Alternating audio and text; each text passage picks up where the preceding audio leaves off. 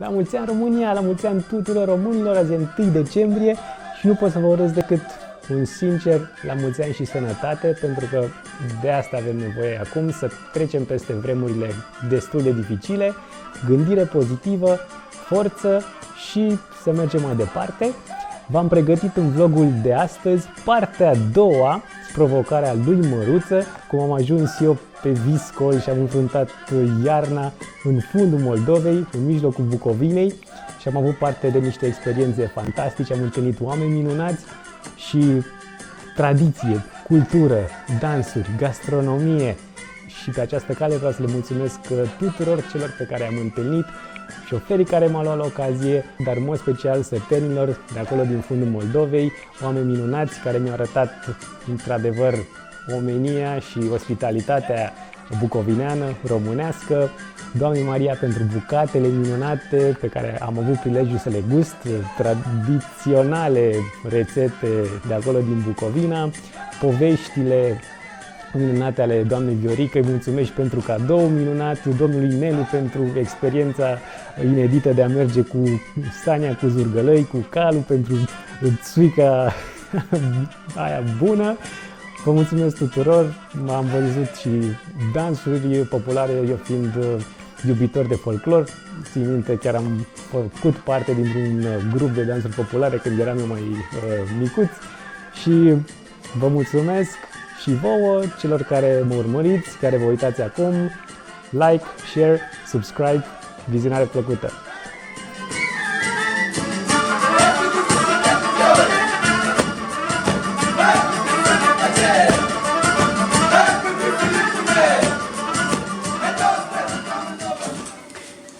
Ce oameni am dat, de ce oameni am dat și aici? Viceprimarul a primit, a zis, da, ce putem face, mi-a promis niște dansuri populare, un ansamblu, cred că mâine și azi, ceva mișteșuguri, o mămăiță de aici din sat care o să gătească ceva specific, tradițional și m-a întrebat și ai unde să stai cazare? Nu, n-am nicio pretenție, dacă o fi vreo cămăruță pe undeva, și m-am trezit aici într-un conac,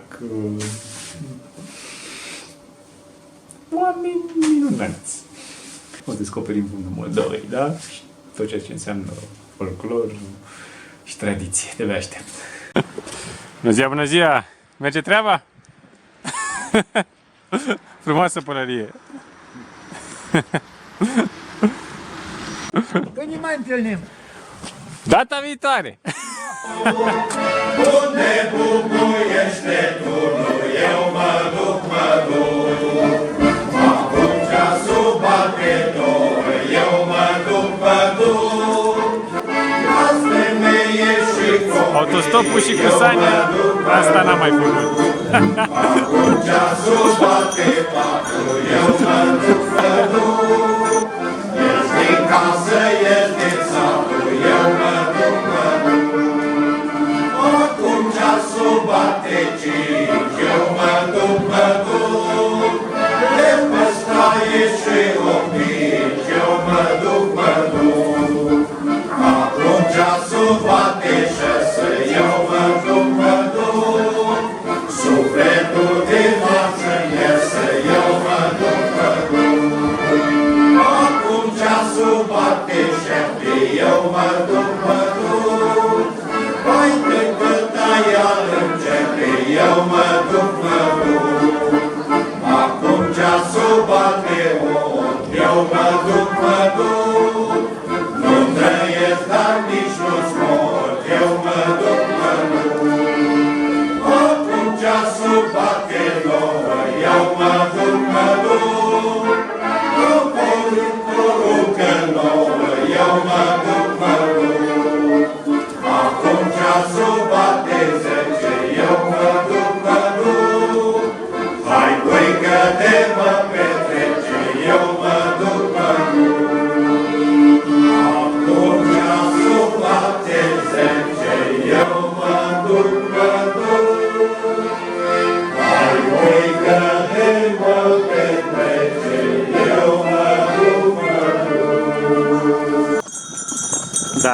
E frumos, ce peisaje, ce...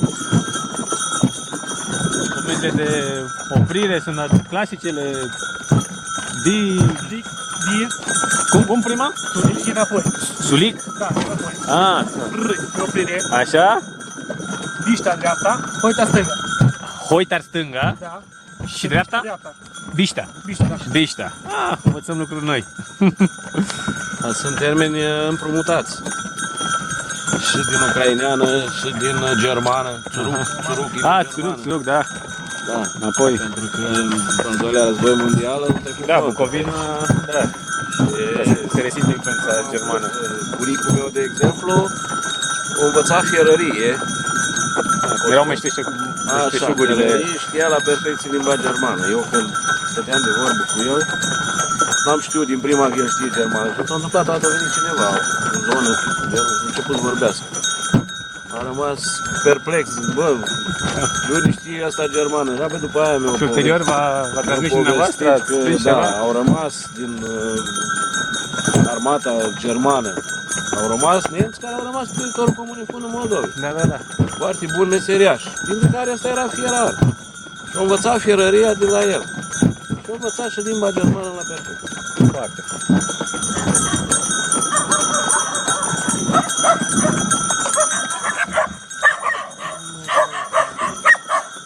Moldovei are 10 sate. 3 mai mari, 2-3 mai mici și 3 soldate cătuni care sunt pe vârful muntelui. Uite, și am văzut un traseu de munte. 130 de kilometri de trasee, doar pe raza Comunei Fund Moldovei. A, și se vrea remarcarea traseelor? O parte care au fost remarcare, iar celelalte noi marcate trasee noi. 130 de kilometri vor fi în total. Și încep trasee chiar de aici, din comună? Da, da, da. Toate sunt pe raza comunei, deci fondurile sunt accesate de primăria Comunei Fund. Aha, uite. Toate pe munte, deci... Deci dacă vreți să veniți aici, aveți și trasee pe munte și vă puteți informa la primărie și mai nou există și o aplicație. Da. Să vedem noi. Opa! Am rămas pe din afară. Hop, hop. Am alimentat un pic. Șapotul lui Setea. Ăsta merge cu 98. E eco. Mai mult decât ești. Îmblăm și noi, că n-am fost de mult pe valea asta. De la Măruță. Bogdan. Eu dacă... Nu m-am spart încă. Încă nu? N-ai nimic găurit? Un gât așa să ne încălzim. Da, e tare, nu. Merge. Deci picioarele astea au jucat arcan la viața lor. Da. O jucat, dar acum n-am probleme. Arcanul e dansul tradițional de aici. O să încercăm mâine să-l filmăm la băieți. Ia uite, poate avem noroc să vedem mâine un arcan. Că a luat cu arcanul era în armată, nu? Că vorba. Da, dar era altfel de arcan. Asta este un arcan dans tradițional popular.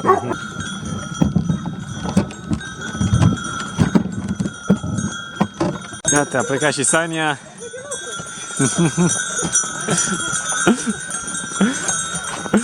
Sărut mâinile! În casă. Bine ați venit!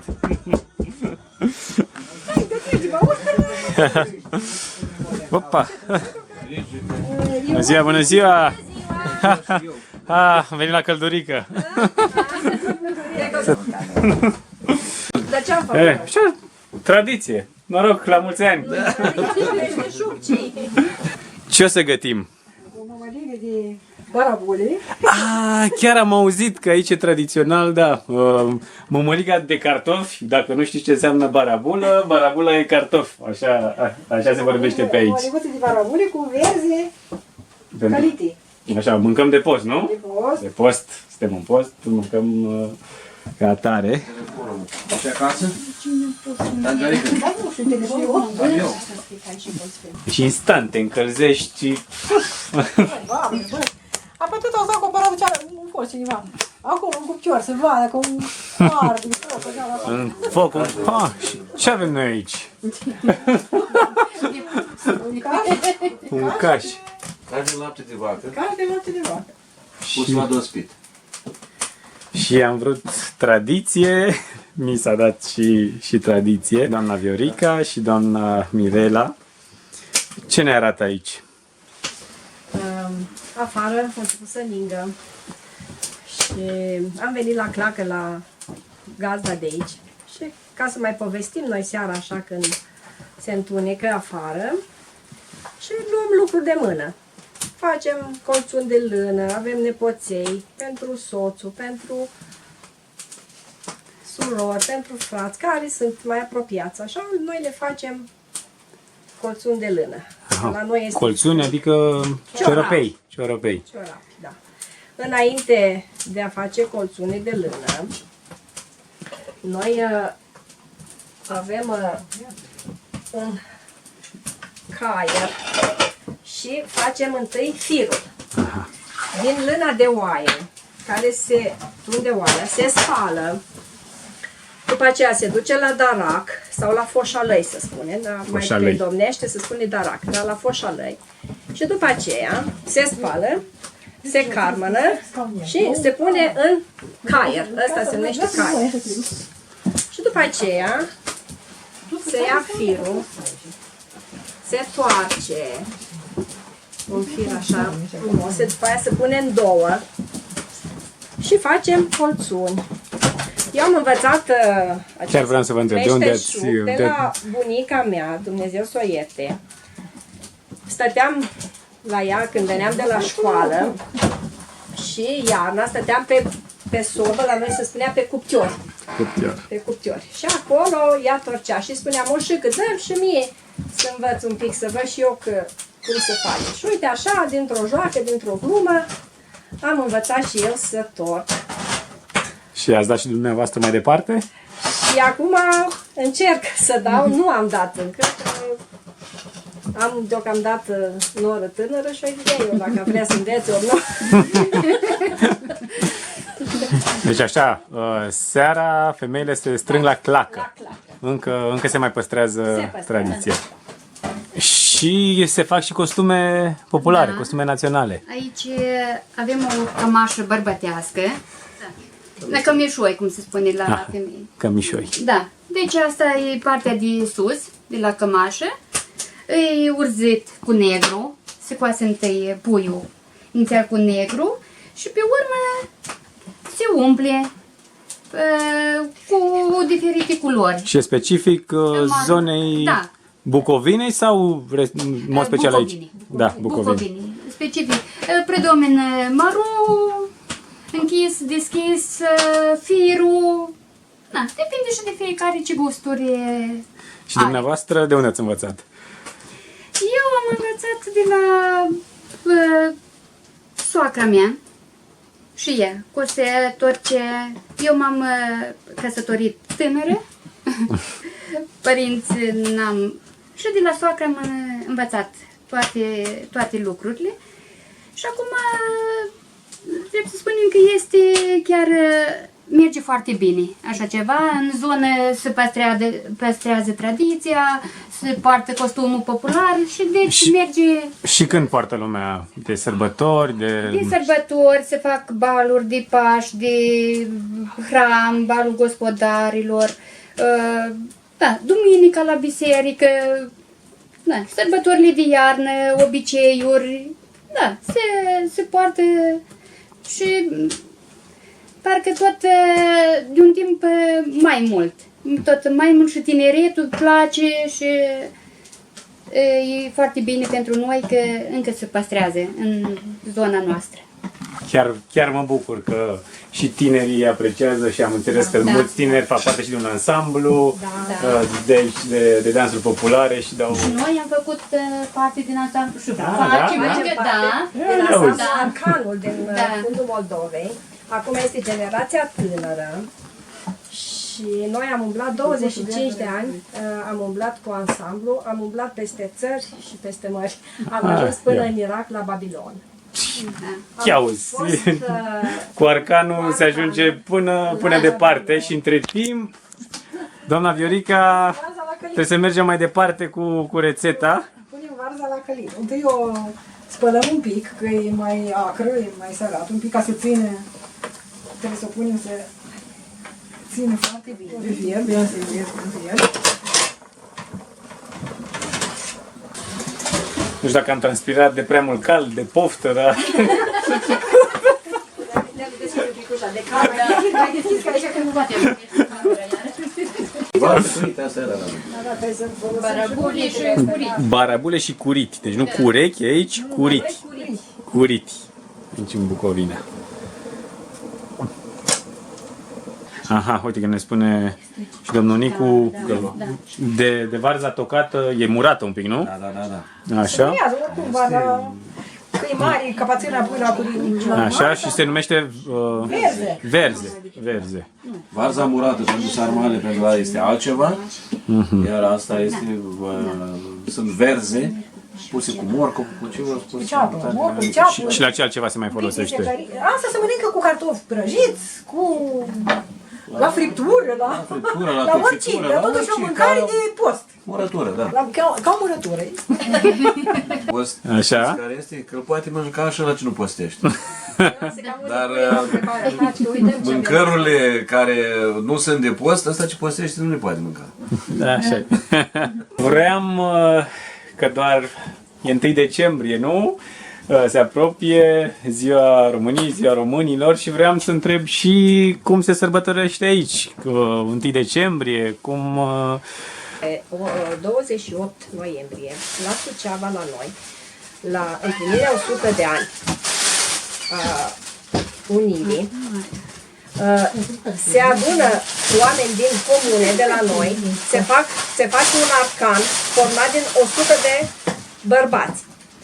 Începând de la copii, de la 6-7 ani, până la șeful nostru al arcanului, care este domnul Dorin Cocârță, ne-a învățat și pe noi să dansăm, care are 83-4 de ani. Va fi o manifestare grandioasă. Iar pe 1 decembrie, vă spune vecina mea ce facem noi de 1 decembrie. Așa, pe 1 decembrie că... O pauză, asta 28, pentru că pe 28 noiembrie este unirea cu Bucovina. Marea Unire. Bucovina. Așa, și pe 1 decembrie, ca toată lumea, sărbătorim și noi. O mămăliguță, varză cu carne, curit. Punem așa, curit cu carne. Pe la București, așa e fasolea. La noi curitiu. Curitiu cu Sau carne. sărmăluțe pe la Alba Iulia. Și sărmăluțe, da, sărmăluțe. Și un tocinel pe lângă. Ce este tocinelul? Tocin, e tot din cartofi. În zona noastră cartoful e baza. Aha. Așa. Tot cartofi, ras se curăță, se rade pe răzătoare. Punem brânză, ou, dacă e de fruct, dacă e de post, fără brânză, fără ou. Da. Așa ea. Și un pic de făină, se face un aluat, așa ea, se coace în tigaie, se pune ulei, se încinge ulei și se face așa rotund, se prăjește pe o parte și pe alta și dacă mai punem un pic de smântână deasupra, și mai un pic de zahăr, te lingi pe degete. Ne lingem pe degete, ne uităm și aici. La perfect. Mănânce bucatică și nu mai filmam. Gata, da, nu filmăm aici, nu... Acest costum îl am de la Moșica. Reprezintă bocanci cu colțuni de lână, care tocmai ați văzut că i-am împletit. Priștoare. Priștoare este făcută din fir negru de lână, tos foarte subțire și se pune în stative, se mai spune și război, la noi se spun stative. Și se face această priștoare, care de desubt sunt poale, se poartă poale pentru că este făcută priștoarea noastră din păr. Este aspru și ne gâde la șapte la picioare. Și de asta purtăm poale. Cămeșoiul, care este cusut de mână, tulpanul. Tulpanul un batic. Tulpan. Așa? Și bârnețul. Brâul. Bârneț se spune la noi, bârneț. Bârneț. Da. Așa, mai avem și bundițe, acum nu le-am luat. Așa, și brânețul poartă și bărbații de asta. Bărbații au altfel de au Curie. Curea. curea. Bănuiesc poartă o curea specială. Dar poate are Tati Verica și ne arată. Acesta este un costum bătrânesc, vechi de 100 de ani, care l-am de la moșica mea. Wow, Dumnezeu 100 să o de ani. odihnească. Firul de priștoare care se face priștoarea, se scoate, este exact ca firul de păr, atât de subțire. Se pune în două și se Deci priștoarea sunt se toarce poale. firul subțire, după aia se cernește, adică înseamnă se vopsește de culoare negru. De Dacă am făcut rusă, ciornă înseamnă negru. Da, se cernește. Și pe urmă să-ți iasă. Și face ca să-ți iasă. Și părul respectiv e tot, e un păr de oaie, nu? De oaie, da? Și e diferit de lână sau ce? Părul ăsta, trebuie să carne în lână, Așa. să o tieptini. Așa, stai cum am luat. Ce se face? Să carmeni? O carmine. Adică, O Zărăcești. aha, dărăcești. așa. Așa, pe urmă, o scarmini, o trage, o tieptini. Sunt niște tieptini anume. A, special făcut. Pentru râne. O tieptini din tieptini și scoți părul de priștoare. Părul cealaltă se toarce, un Așa. fir foarte subțire, se dă în două și se răsucește. Se răsucește și se face scule, se cernește și pe urmă se iasă priștoarea. Fatat mielul îl și ia de la oaie, că aceea de o zi nouă e pielicica. Așa, noi vorbim acum de căciula de Astrahan, unde se folosește bărbații, poartă aici căciula de Astrahan. Așa, și Astrahanul, de fapt, e un miel. El, că și Așa. se cheamă Rasa. rasa aceea de Așa. oaie, Astrahan. Așa. Deci, după ce l-a fatat, la o zi, dar nu lasă deloc să lingă oaia, pentru că se strică valul, cealaltă, că el e valuri de Astrahan. Deci un miel nelins. Vezi, nelins, da? Mai învârtim aici. Mama vine de baravole. Așa, punem și sare, nu? Un pic de sare.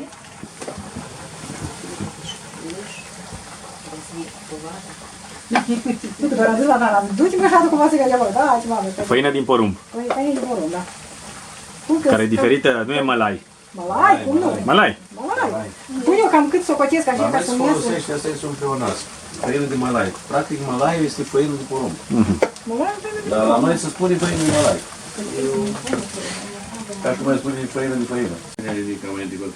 Cum se numește? Lișer? Culișeri. Culișer. Culișeri de mamaligă de cartofi, este culișer și de... de făcut mamaligă de porumb, de cealaltă mamaligă. Fiecare mămăligă cu culișerul ei. Și fiecare gospodină tot culișerul. Oțelul până o prind, până să nu mi-a dat pe foc.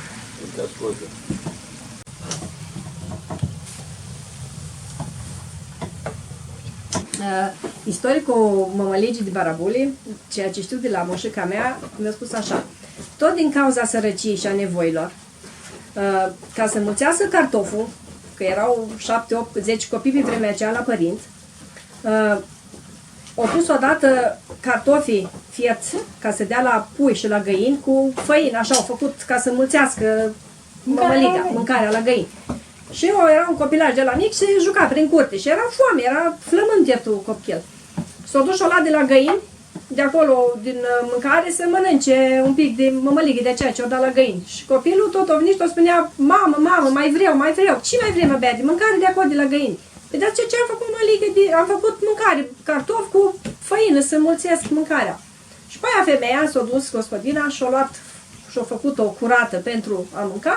Și așa s-a inventat mămăliga de Barabule, din necaz și din nevoi. Dar și văzut chiar multe prin lume, acum ce sunt mâncăruri sofisticate, pe vremuri din sărăcie sau din... Păi da, eu așa știu de la moșica, că îmi Dar trebuie... nu mai așa, doar câteodată nu se face barabuli, se facea mici. Și le fierbea cu tău cu coajă, le rasturnai, le curățai și pe urmă le puneai în ceaun și facea mămăligă de barabuli. Da, deci tot din sărăcie. Eu aduc aminte, doar eu ce făceam, când toți eram lângă ceaun, curățeam barabuli cu șerbinți, trebuia să le curie. Da, da, șerbinți, da, Mâncam barabuli și ierte cu tău cu coajă, pleacuite cu tău cu coajă. Parte așa, pleacuite o țără cu lișer. Așa tot era, nici nu le mai curățea, că palate bine. Nu, n-alți ani, fac barabuli în alți ani, nu? Decât numai Mândru soare, decât numai mândru soare, din Suceava când el sare, pune pieptul la hotare, hotare, ca un zid de apărare, ca un zid de apărare. E tot un vârț și tot bate ce? Trebuie forță acolo ca să învârți la mămăligă. Nu-i... Mănânci bine înainte. Și eu n-am mâncat de Vă invităm pe Iulia Albu să-ți mestece o mămăligă de asta. Da. Și... Facem altceva aici? scrâjele. Scrijeli. Adică chipsuri bucovinești.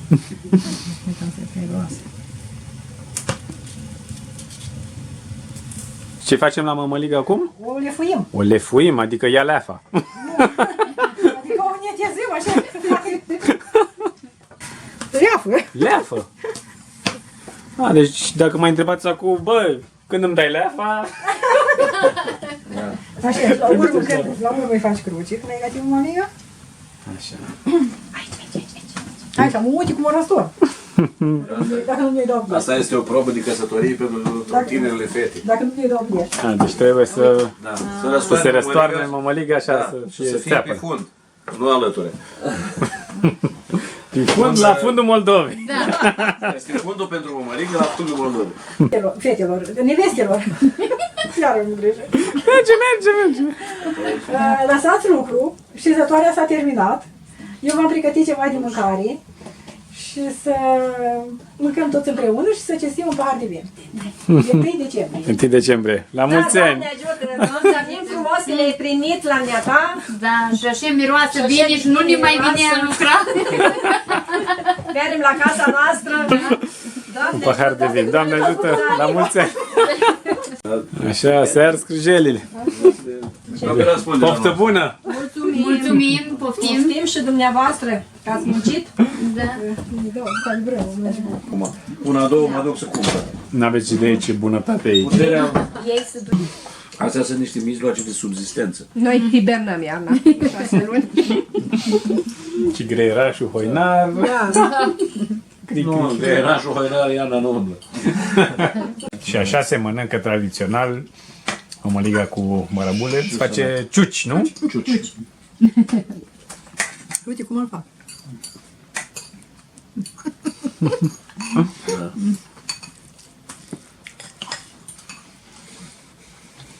Aflăm și istoria de unde vine numele de fundul Moldovei.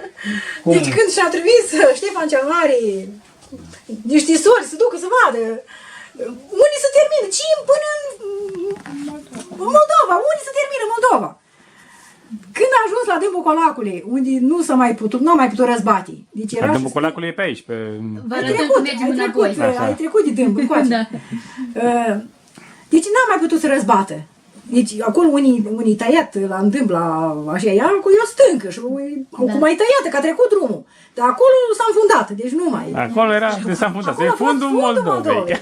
Când au mers solii la Ștefan, deci am ajuns la fundul Moldovei, n-am mai putut trece. Acolo, Și punem toate amintirile într-o traistă.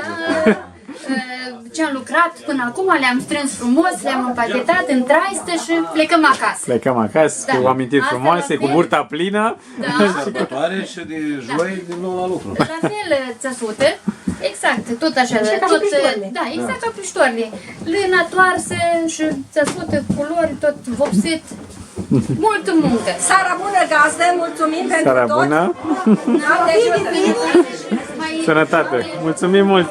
Mai venim joi, Mai venim și altă dată.